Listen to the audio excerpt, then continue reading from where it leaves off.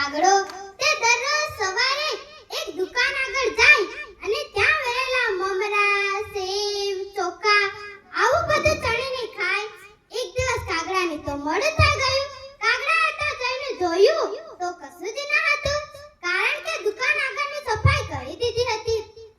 કાગડો તો ઉદાસ થઈને બેઠો હતો. એવામાં કાગડાની નજર દુકાનની અંદર પડી. દુકાનની અંદર ઘણી બધી મમરાની થેલીઓ ગોઠવેલી હતી.